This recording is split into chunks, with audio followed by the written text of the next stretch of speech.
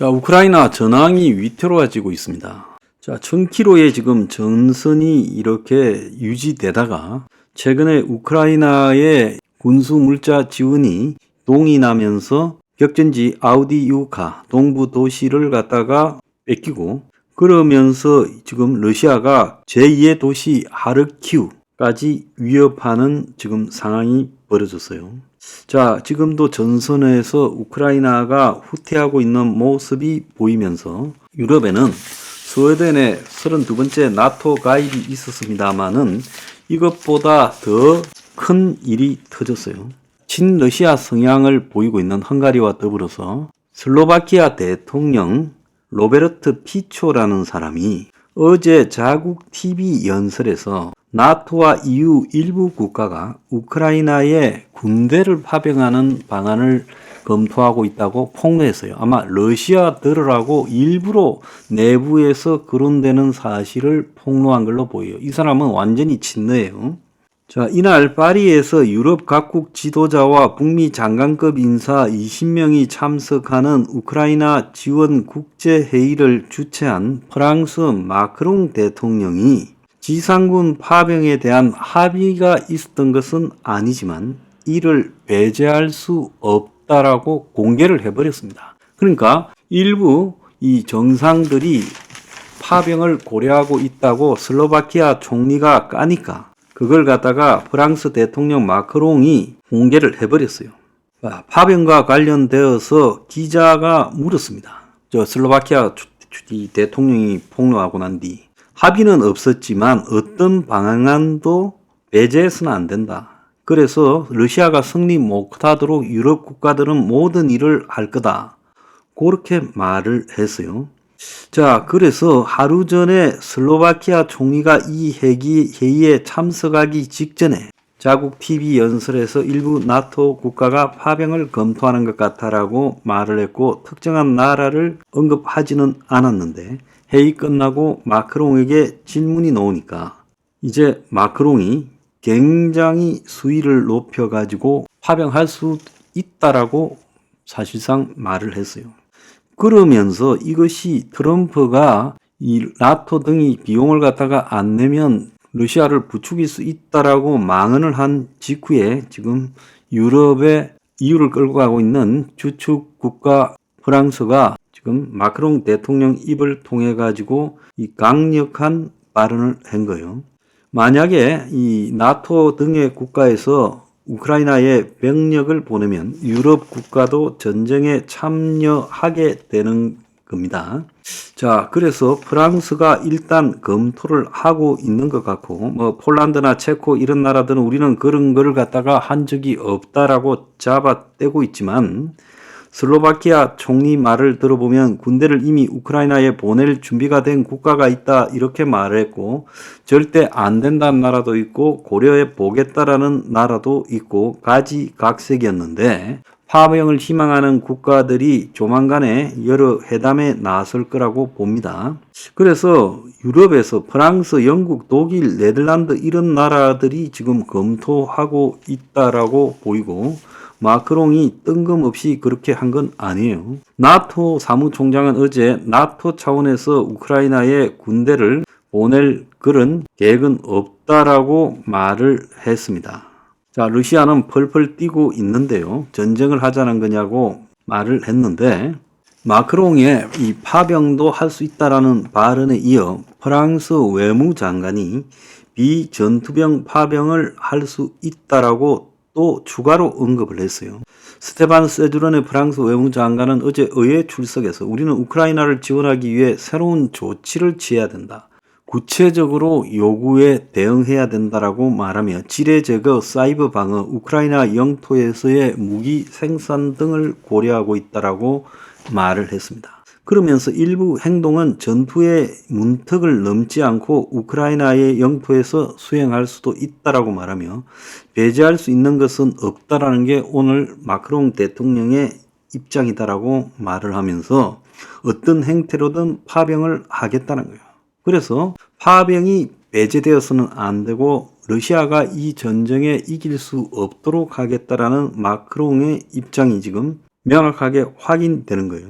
찌질한 미국은 백악관에서 바이든은 파병 안 하겠다, 군사 지원을 하려고 노력하고 있다 했고, 독일도 안 하겠고 영국도 배치 계획이 없다라고 말을 했지만은, EU도 EU 차원에서의 계획안견 없다 했지만, 지금 마크롱이 총대를 메고 이렇게 가고 있기 때문에 비전투 병력부터 실제 이 파병이 이루어질 수 있다라고 보고 있습니다. 자, 그런데 어제 국회에서 북한과 러시아 간에, 러시아가 북한에 10,000개의 컨테이너를 보내고 북한이 러시아에 6,700개의 컨테이너를 보냈다는 거예요. 그래서 여기에는 북한은 포탄이 있었고 또 러시아는 식량이 있어서 둘이 그걸 교환했다는 건데, 152mm 포탄이면 300만 발 이상 북한이 줬을 거다, 지금 그런 이야기까지 나오고 있습니다. 한국에 지금 불똥이 떨어지고 있어요. EU나 우크라이나 유럽산이 아닌 한국 등 제3국에서 탄약을 지원하는 방향도 적극 추진하기로 했다라고 지금 발표를 했어요. 그래서 프랑스 등 비유럽 국가에서 만든 탄약과 무기를 EU 예산으로 구입하는 것은 반대했지만, 우크라이나가 포탄 부족으로 전세가 굉장히 불리해지니까 입장을 바꿔서 지금 한국에서 사와야 된다라는 이야기가 유럽에서 나오고 있고, 이와 관련해서 어제 미국 국무부의 지금 유라시아 담당 수석 부차관보 유리김, 한국계죠, 괌 출신인데, 이 사람이 한국은 우크라이나의 정치적 지지뿐만 아니라 실질적인 방어 지원을 제공했으며 우리는 그런 물자가 우크라이나로 더 가는 것을 보고 싶다고 공식적으로 언급을 했어요. 정부가 지금까지처럼 우크라이나 사태에서 북한과 러시아가 완전히 지금 한패가 되어서 우크라이나 전쟁을 핑계로 동맹관계를 구축하면서 식량과 미사일과 관련된 기술 지원을 갖다가 러시아가 북한에 해주고, 그리고 북한은 자신들의 포탄을, 재래식 포탄을 러시아에 갖다 주는 일이 지금 진행이 되고 있어요. 자, 한국도 사실상 우회 수출이라는 형식으로 이미 우크라이나에 많은 포탄을 제공했습니다. 그런데 눈 가리고 아웅하는 방식이죠. 실제 포탄을 우크라이나에 줬으면서 우리가 줬다라고 말하지 못하고 미국에 수출했다고 말을 합니다. 자, 그런데 이제 유럽과 미국이 한국 보고 공식적으로 지금 이 포탄 등을 갖다가 지원해라고 이야기를 하고 있어요.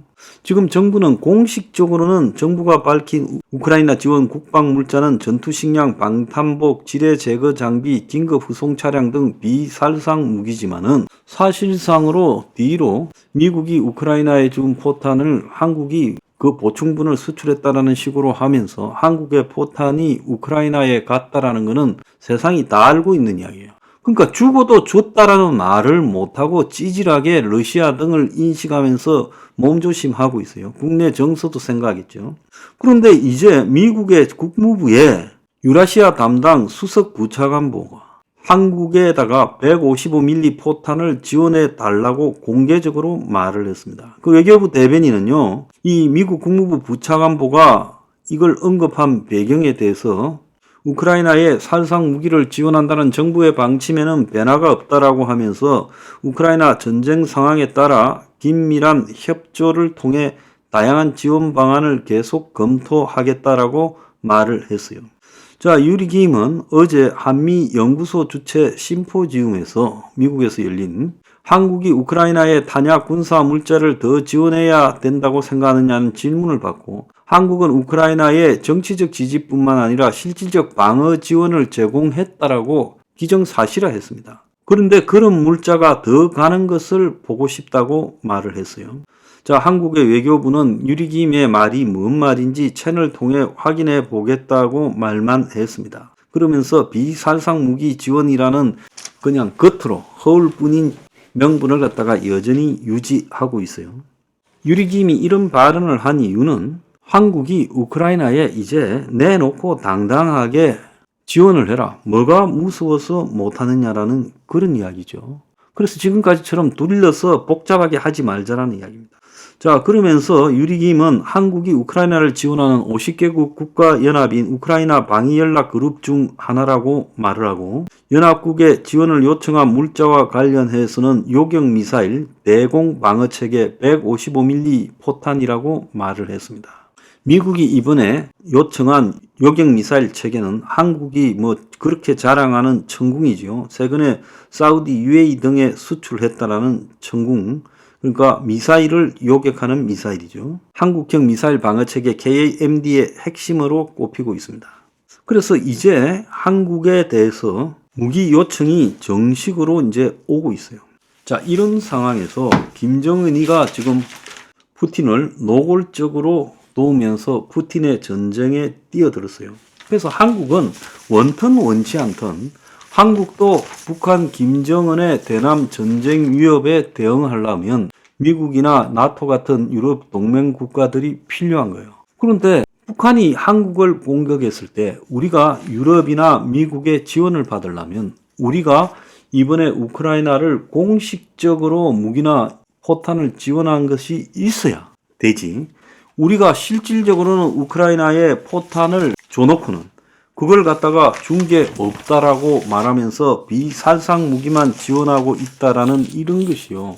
언제까지 통할 것 같습니까? 차라리 북한처럼 내놓고 러시아하고 컨테이너를 갖다가 보내든지요. 이미 국제사회는 한국의 포탄이 우크라이나 갔다는 건 다 압니다. 왜 이렇게 합니까? 이제 파병까지 거론되는 마당에 이런 식으로 처신해서는 안 됩니다.